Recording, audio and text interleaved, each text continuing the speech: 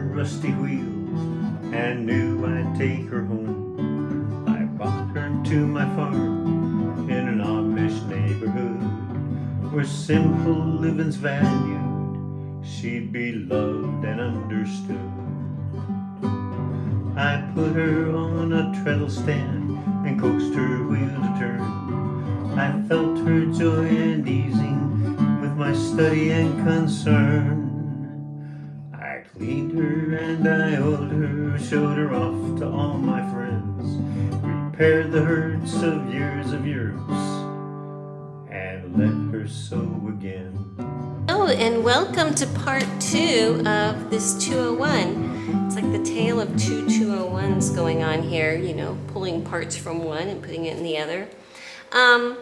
This part is going to be focused more on making her beautiful. Now, the only parts that I left in this machine, if you saw the first video, was this bottom shaft, which is perfectly clean now. I've cleaned up all of the gears and everything. There was a lot of stuff in there. And also I've cleaned up the little gearing part up on the main shaft that it's attached to. So that's good, that's gonna stay. So I'm gonna do things a little bit different on this machine because I'm not going to throw her in my electrolysis tank and strip her that way because of that main gear shaft thing on the bottom. I wouldn't feel comfortable with that because the E-tank, it's fabulous, but you have to be really careful when you pull it out that you get everything cleaned off really quickly because it tends to want to rust quickly. So, and I just don't want to risk those gears having any rust issues. So instead of that, because overall her paint is in pretty good shape, if her paint was like half there, like a lot of the really, really bad machines I do, their paint is just, you know, half of it's gone and it's decrepit. Hers is pretty good. Her shellac layer is toast. She definitely has terrible top coat and everything. So if you were going to want to restore her as is, you could do the whole French polish thing on her, and I'm sure that would bring the shellac back. I don't want to do that. I want to make her pretty like I do. So instead of stripping her, I am going to sand her so I get everything nice and smooth. And after I've sanded her, I'm not going to sand all the paint off. I'm just going to sand it enough that I feel confident that I can go ahead and start painting on a very smooth surface. So let me go ahead, tip the camera down, and I'll show you what I'm talking about. I've got my cooler on because it's hot and humid in here, so sorry about the noise. But if you can see on her base here, let me put another light on, the shellac layer is not really good. She has good paint coverage except on the edge. There's chips on the edge, you know, as is to be expected with the machine that's getting close to, what is this, 90 years old. I'm pretty sure this is one from 30 something. I don't know. I have so many. I need to bring my serial number inside and make sure. But anyway, it's either the 30s or the 40s. So she deserves to have a few chips. So I'm not going to mask anything off at this point. I do have the covers back on down here. I've got this gear cleaned up really well. If anything, I might pack a little bit of paper towel around here just to keep any dust from accumulating on it while I'm sanding. So I'm starting with a 320 grit. I want to get all of this shellac layer off. I want to get all of the grungies off. And yeah, this is a fairly aggressive grit, you know, but I think it's a good place to start. Once I have this one done, I'll go to a lighter and a lighter grit until everything is complete. But the first one is the 320, and I think it's doing a good job taking off her years of age. It's like a big exfoliation treatment for the old girl. I've switched over to wet sanding because I think it would be better at this point. But this machine is really, really filthy, so it doesn't take long for everything to get disgusting. So let me just continue. Once I'm done with the base, I'll work on up here the best I can. I need to make sure that when I'm done, there's no grease left up here. Alright, so I feel like I got my first sanding done pretty well. I have filled her little cavity here with paper towels to keep any nasties from going down into my now clean gearing on the main shaft up there. She does look a little bit cloudy, but oh, I see one spot right here where I missed the shellac. I'll have to come back and finish that. What I'm going to do is I've polished her little nub here, so it's nice and clean. I've polished up around where the slide plate and the needle plate go here to get that cleaned up. I used my little Dremel wire wheel for that. I'm going to go ahead and get a wipe. I'm going to wipe her down, see where we are, and then I'll start with the next coat. I'm going to use this. It's the counterpart to my clear coat that I use by the same manufacturer. This is a highly concentrated version, so I have in my little jar a diluted version. It's like 1 part of that to so many parts of water. I don't remember offhand. I would have to look at it because I mixed this up a while ago. But what I'm going to do is just saturate a little rag, or a paper towel, and wipe everything down so that I can see exactly where I am. And then once this is completely dry, then I'll come back and do another sanding with probably closer to a 400 grit sandpaper. This was a 320. And I think 400 is good. We're not like at super polishing phase here. It's more like getting pre-painting prep work, okay? So let me clean her up, let it dry, and we'll see where we are. It's only been a few moments, and I can already tell where there are spots where I need to do more. It really, when this is clean, it really helps to point out where there's little pockets of shellac and things that I missed. So, before I grab the 400 for an all over, I'm going to grab one of my 320s that I have sitting down there, touch up all the spots that I missed, and especially I need to come back here at the tail end because there's still some of this residual burnt on stuff where, you know, all of the rubber, everything that was rubber melted and turned to goo. The grommets, everything. But then there's also this white cement kind of stuff that was probably inside something, part of the insulation and some wiring, I'm guessing. But I got that like on here. So I'm going to do my dental hygienist impersonation and just try to scrape it off. And then once I get it scraped off, sand it down again, and I'll be back.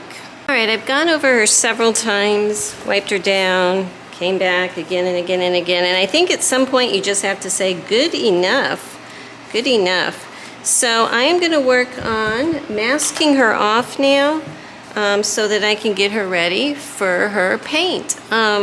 Because she has this black base coat, she doesn't technically need a primer, and depending on what color I'm going to go for, because I haven't decided yet, I will make that decision probably tomorrow when I come in to paint her, but for right now I'm just going to get things masked off. I want to make sure that all of this area back here is protected, plug up the little essential holes. I'm not going to be painting the bottom entirely. I'm going to be making sure that, you know, the outside edges are painted, but this whole area down here where this shaft is and the hole that goes up into the cavity there, I'm going to mask off this whole little center area so that these little end caps and everything. No, I should paint the end caps. Oh my gosh, it's these types of things that drive me nuts. Well, as I mask it, I will make that choice and you will see in just a few minutes. I think that the last time I was filming, I was finished wet sanding my machine and talking about masking it. Well, I came up here last night and didn't have my camera, but just felt like puttering. So I've got a lot of pieces primered. As you can see, let me see if I can flip the camera here. What I did is I primered it with a flat white Rust-Oleum paint primer because my final color is going to be a light color, and I want to make sure that, you know, it's all ready. And I think it turned out really well. The finish looks really, really nice. So underneath here, I did paint the caps. You can see that the shaft is all masked off there. Here is my motor housing. And I don't know if you can tell, but I have every hole plugged, all of the main parts that need to be protected, you know, so hopefully everything will turn out well. I've never painted one of these parts before. And over here I have my bobbin winder with all of its appropriate pieces masked off. Over here is the little stitch length plate. And here's the little motor mount piece. One thing I did not do, and I realized this morning when I woke up, was the light fixture. So I'm going to go back over to my table, and I need to disassemble a big part of that light fixture so I can paint it. And I also have my wheel over here. And again, what I've done is just give it a nice single coat of my Rust-Oleum flat white paint and primer, you know. So I think that that's going to be good because this is going to be an adorable machine. Right now, this is what my light looks like. Okay, I've removed the light bulb and everything. I want to paint the housing. I'm going to be replacing the wiring in here. To me, it looks like if I just take this little screw out right here, that should, oh, and this one over here, that should, well, it's already loose. Hang on. Okay, I'm thinking that should release everything. So I'm just gonna, yeah, that lets this wire free. And where was it? Here you are. This is very loose, which is nice. I should put the handle back on here to make my life easier.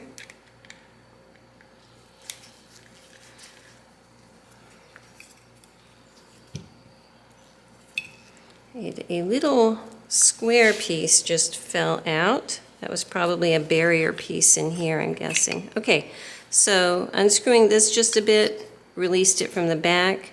There's a piece of felt in between the little light fixture and the housing. So I'm going to keep that over here with everything. So this is now my light. I'm going to screw this screw back down because I'll probably be painting the head of it. No, I'm not. No, I'm not. I'm going to pull it out.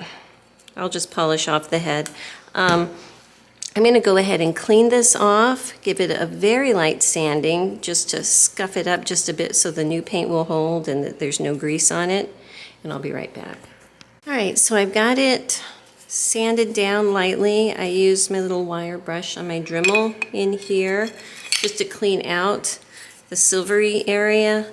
What I plan on doing with this is I am going to paint this entire little piece with my white primer, and I'm going to paint the outside part with my color, my final color, which is a secret. I've ordered it. It's on its way. Hopefully it'll be here in a few days.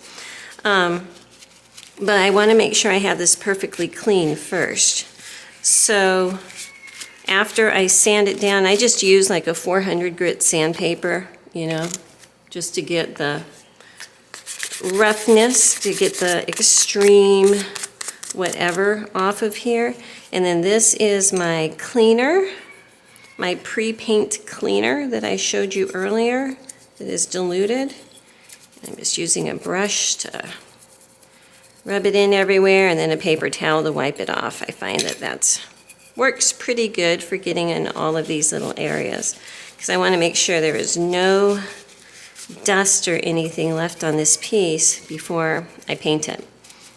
So I'm going to go ahead and get this little piece, get a coat of my white flat Rust-Oleum paint with primer on it, and get it up there drying with the rest of the pieces. Oh, and welcome back. I am going to be giving a quick little light sand to my machine and her components. I've got a 800 grit paper. It's been actually 2 days since I painted, and so I feel like it is completely dry and ready to go. I just want to get any roughness off. I'm just basically sanding it by touch. I don't see any problems right now, but I want to make sure that everything is just as smooth as possible. So I'm not pressing really hard, just, you know, doing my thing as I do until it feels buttery smooth.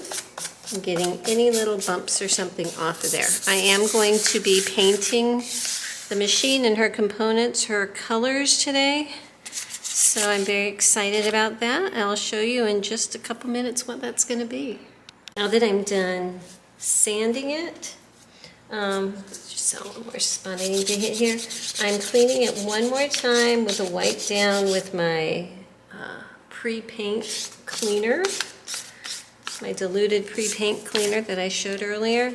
So I have a little paper towel that's saturated with it that I'm wiping it down with, and then I follow up with a drier paper towel, because this little fine dust, it's just about impossible to see on here, but I want to get it all off before I actually start painting. So once I get this machine done, I've got all the little components over there that I'm going to do exactly the same way.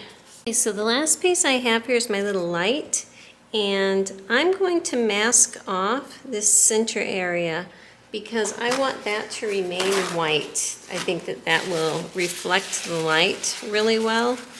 And I'm just going to be painting the outside the other color, which I will show you in just a minute.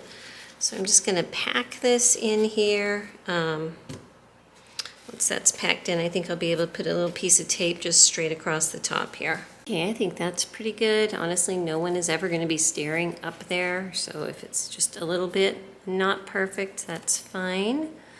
So now let me introduce you to our color and color scheme that I'm going to be going with. Okay, so we have some whimsical flowers and things going on for decals. And this is called French lilac. And at first, when I got these, I was going to use a butter yellow background, but I cut out a sample decal that was like half cut off and put it with that, and it just didn't look right. The yellow behind it kind of washed some stuff out and changed the colors. But this looked a lot better, so I'm really excited about it. I think it's going to be fun. So I'm going to go ahead and give my machine and all of its components its first coat. I'm going to probably give it a couple coats. Shake it up really good, you know, after it starts rattling, shake it up for another minute after that. And so once it gets its first coat, I'll turn the camera over there so you can see it, and then we'll take it from there. Well, unfortunately, I have a problem, and usually I do strip down to bare metal. Tried to take a shortcut this time, and I'm quickly reminded why I always strip down to bare metal.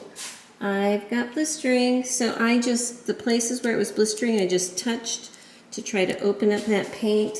Sometimes it was just a little bit of a solvent or something, or a chemical reaction between the base and the paint I put on. At first I thought, okay, I just had a few spots on here, I can make that work. But then I came over and looked at my light. Yeah, my light is eaten up. This is eaten up. I am going to have to strip everything, I'm pretty sure.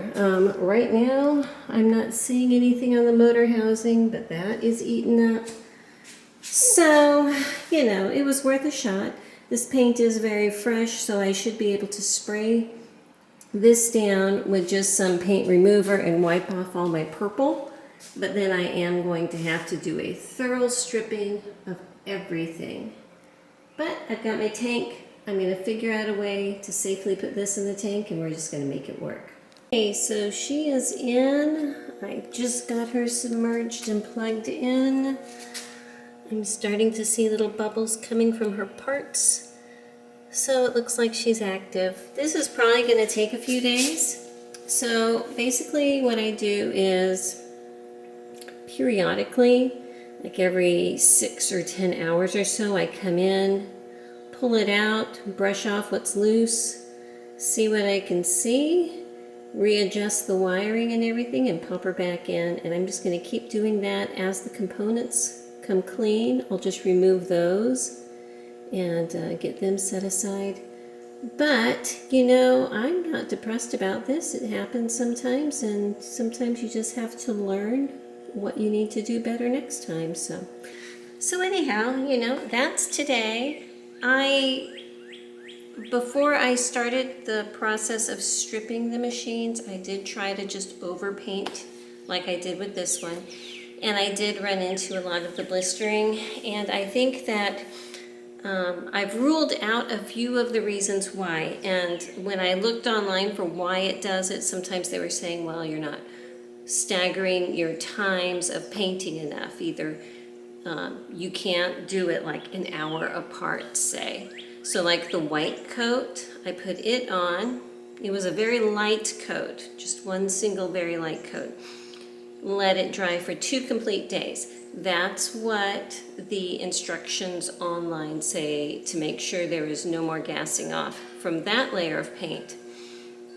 But adding the second layer of paint, I think, is the issue, because it's that base that the machine came coated with that I think is the issue, that having a reaction with the other paints.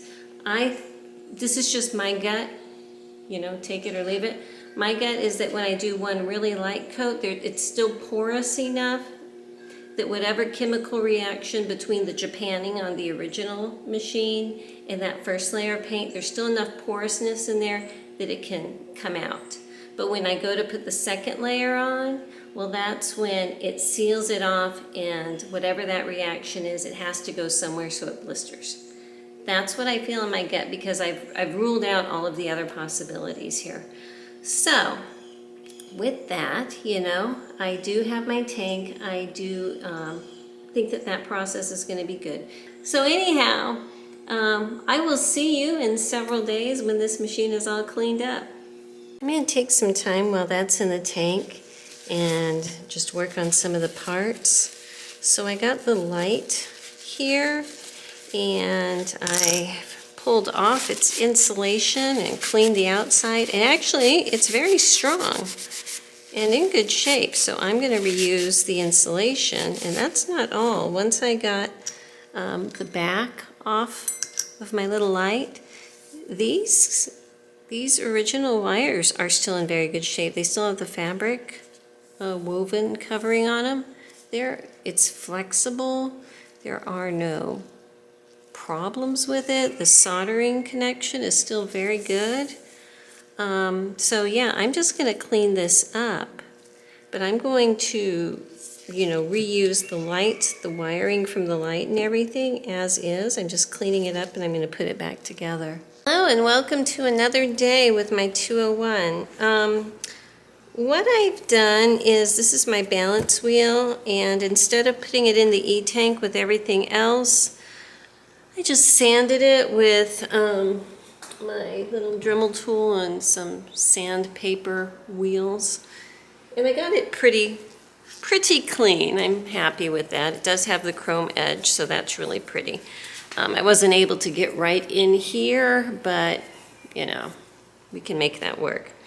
I took apart this whole little mechanism, and I thought, you know what, I'm going to turn the camera back on and show you while I'm putting it back together.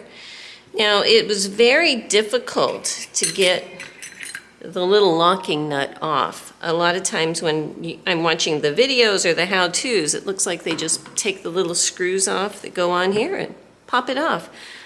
It wasn't easy. I don't know if you can see, there's like a little indentation here where that ring needs to sit, and then there's a lip up here. And this is extremely tight, so you need to kind of wedge it over that lip. And I had to go with a series of steps, like starting out with putting a razor blade under and wiggling it, to the back of the razor blade and wiggling it, to the front of a knife and wiggling it, to the back of a knife and wiggling it, finally to a screwdriver so I could get it worked up over there. So it was not a little pop off, not at all. But we're gonna put it back together here. Let's see here. There was some dried in grease in there when I took it apart, and I've pretty much cleaned these pieces. I just noticed that this pin is pretty dirty, so hang on one sec. All right, that got the nastiest part off. All right, so I've got these two little pins, and the little nubs are offset, and I want to put those in so that the little raised nub is close to the center wheel hub there. Okay. And then I got this spring. It's about maybe 1/8 of an inch or less wide. Big old spring. There's a post here in the middle that's cast into it, and I'm going to put one side of my spring on there. The other side's just kind of free right here. It's moving around. And I have my clean grease in there, so that will help it. Now, on my washer, again, hang on one sec. I thought I had that clean.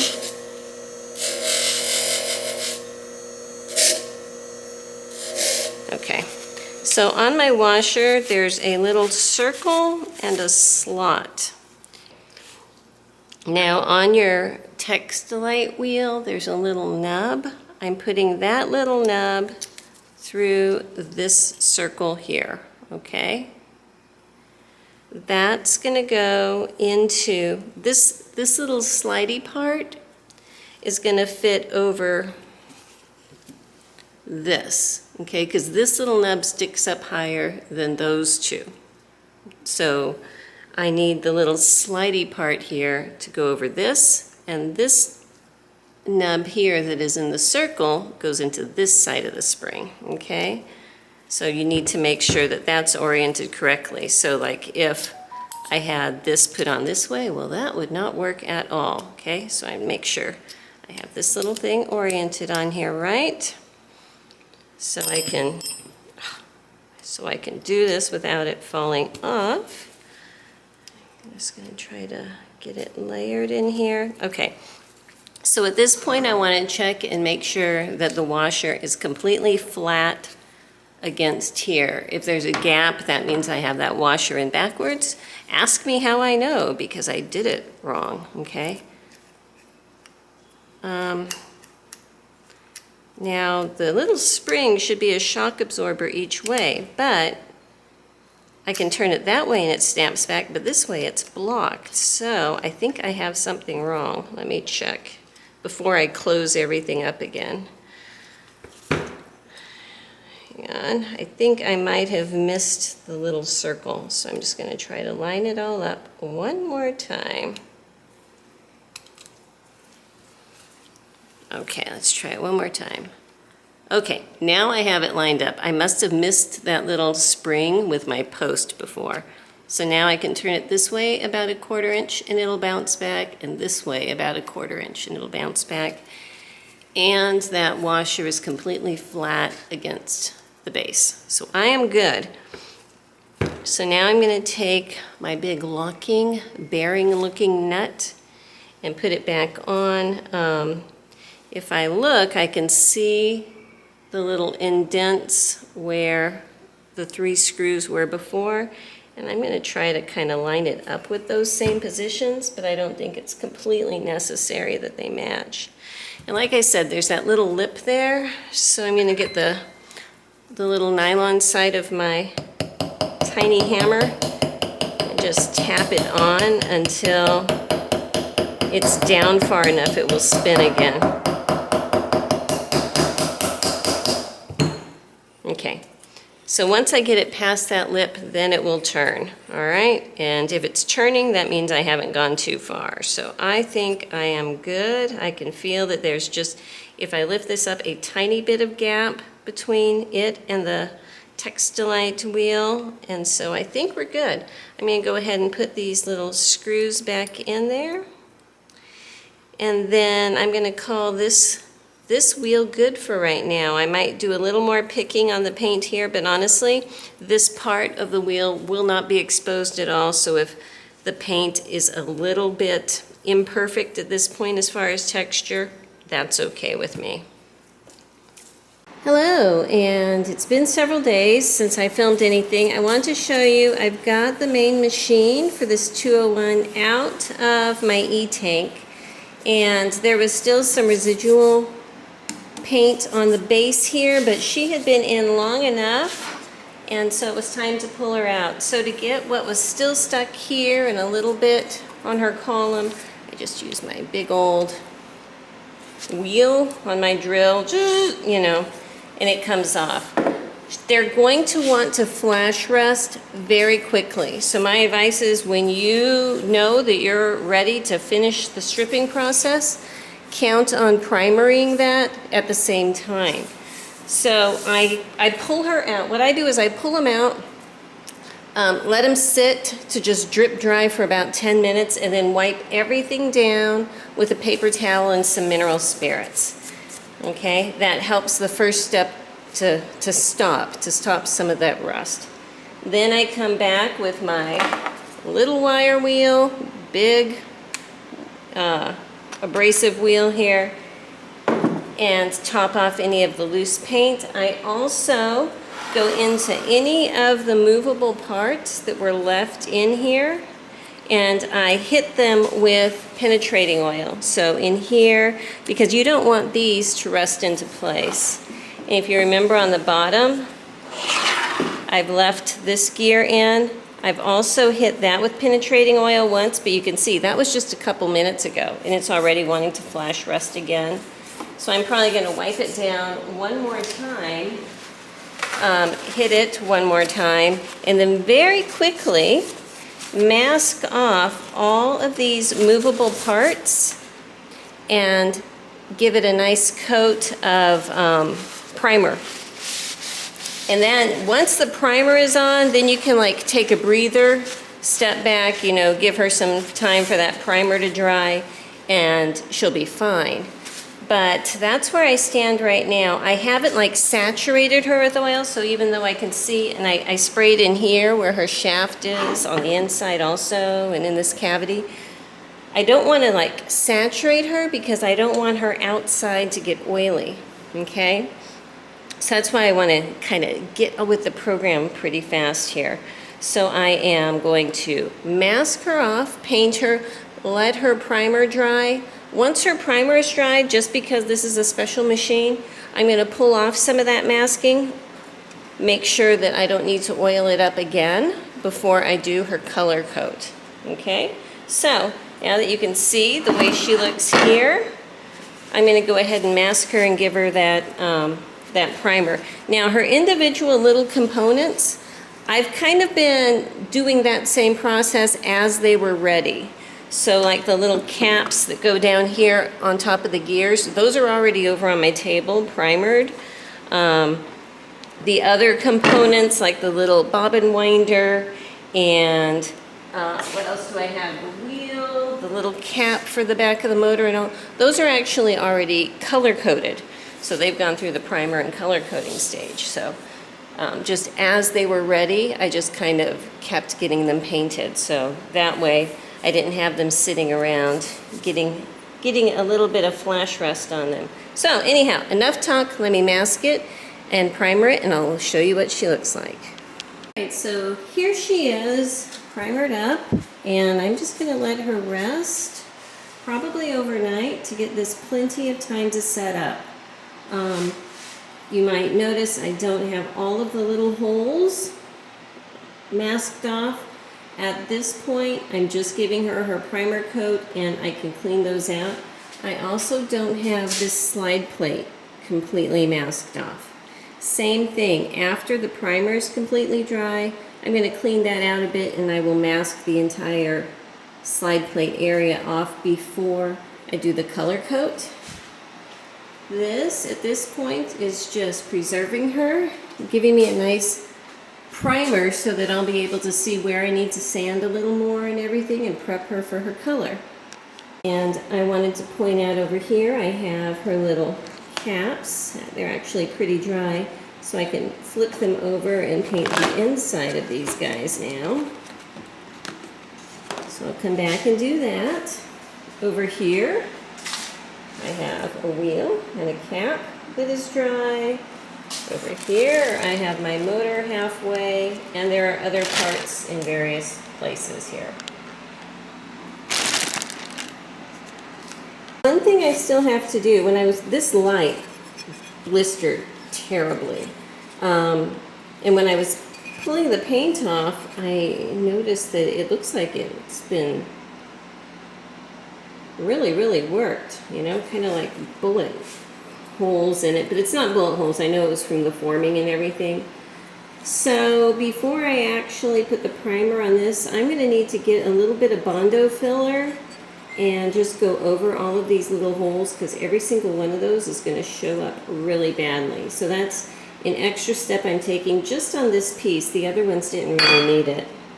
Okay, welcome to the next day, and I've got her lightly sanded down. Just use, what is this, a 400 grit paper. But there's one little spot right here where it looks like there's some acne scars or something. So while I have my Bondo out to work on my light here, I'm going to put a little bit on there and then sand it down before I put this machine back up on the rack to do a color coat. Hello and welcome back. It has actually been a few weeks and I had to take a break on this for a few reasons. It was hot up here and I have a little fan on my desk, but I don't have AC. And this machine was making me upset. And I've learned that it's better just to walk away until you're ready to tackle it again. So I walked away, and then I came back and I started cleaning up parts, you know, off camera. And I lost a screw, you know, cleaning, and I lost a screw. It just jumped out of my pliers and I could not find it. And then I'm like, okay, at least I have a parts machine, I can recollect that. And then at one point I had my whole tension mechanism set up here on my desk, and my cat, who has never jumped on my table, she'll jump on my chair, but not on my table, she jumped on my table and hit the thing, and parts went everywhere, and I lost a screw from that. And I was like, you know what, this thing is cursed between the peeling paint and that, and I just need to walk away. So I did. I do have the main machine all painted, and it has totally cured. It's hanging up on the rack, and so once I'm done decorating these parts, I'll work on it. But I just wanted to give you that update. So the only thing that I'm really not pleased with is this light. I did Bondo it twice actually and sand it down, and it still looks like it has acne.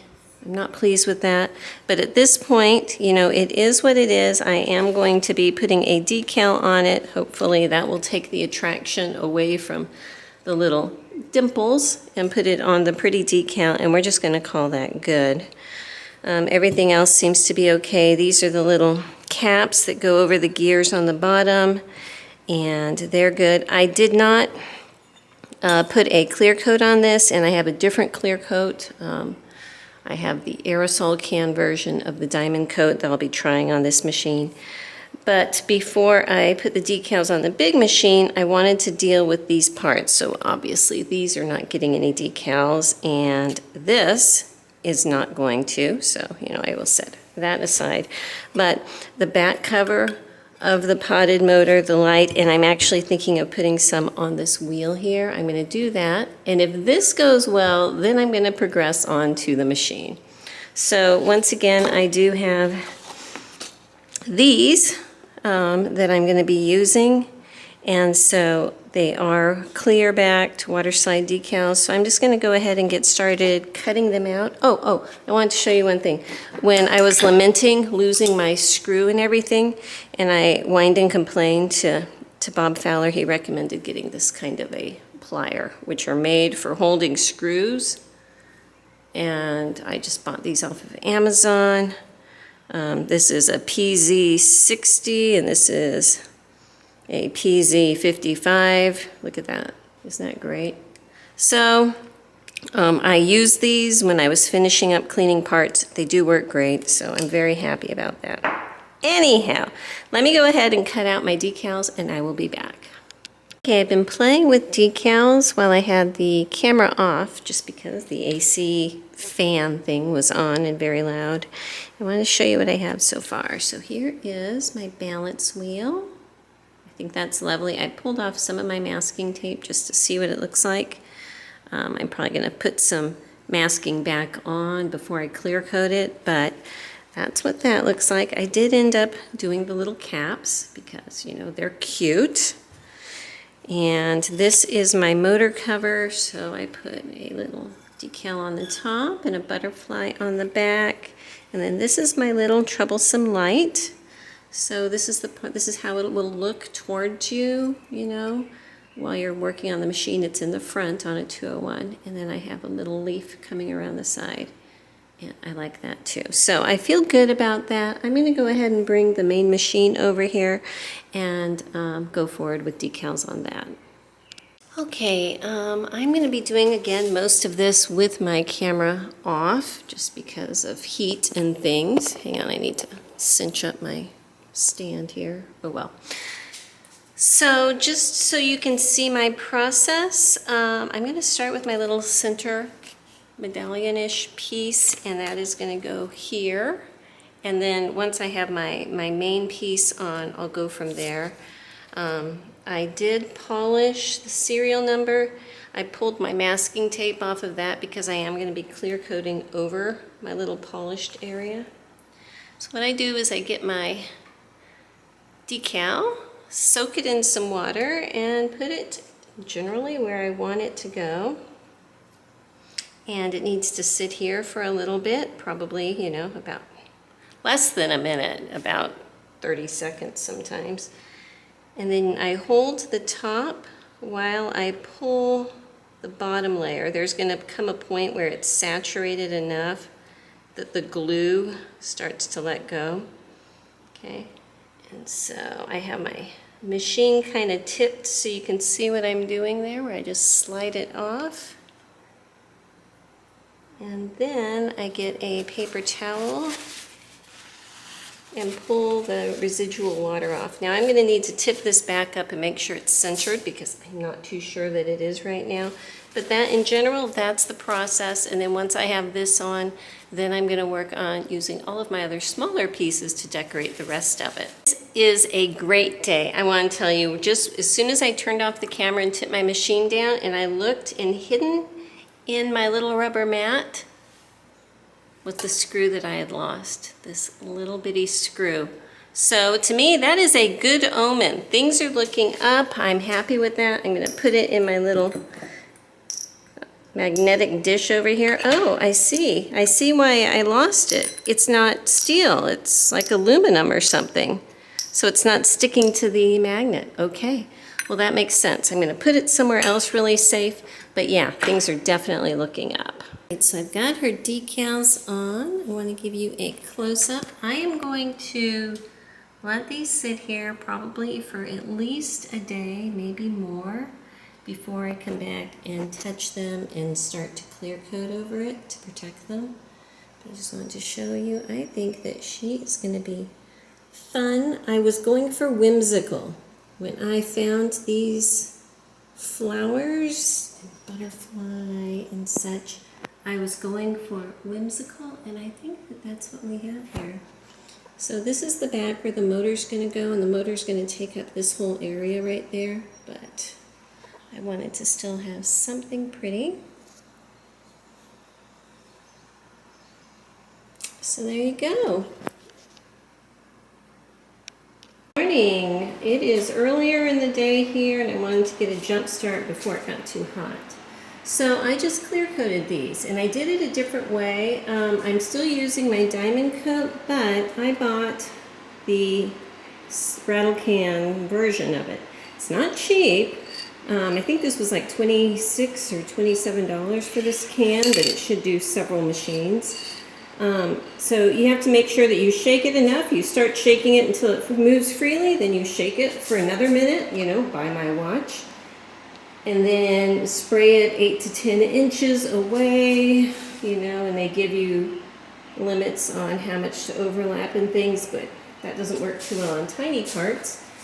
But I'm really, really hopeful that it's going to give a nice finish, because I like the other diamond coat, but using it with a brush just was giving me fits, and it was hard to get a good mix on the one I used with the brush. So over here I have my machine. I hung it back up to paint, and I am thinking that the single really good coat is all this is going to need at this point. So I'm leaving her here. I am just going to walk out the door and not come back and touch her for another day at least, because I don't want anything to interfere with my clear coat. But so far I'm happy with the results, so that is good. Just wanted to give you a good look at it.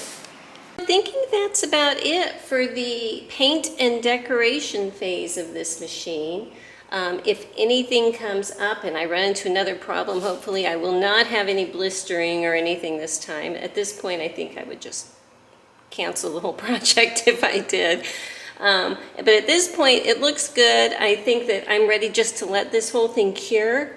And with the diamond coat that was in the can that I used with the brush, I would let that cure for at least a week. Okay, just to make sure there's absolutely no tackiness. It is hard as a rock, you know, diamond hard. And I think that that's what I'm going to do with this, okay? Just, you know, to be on the safe side, make sure everything is good, that those decals are perfectly protected and everything before I start getting in there with the screwdriver and messing around. So, hope you liked it, and I will see you next time. Bye-bye.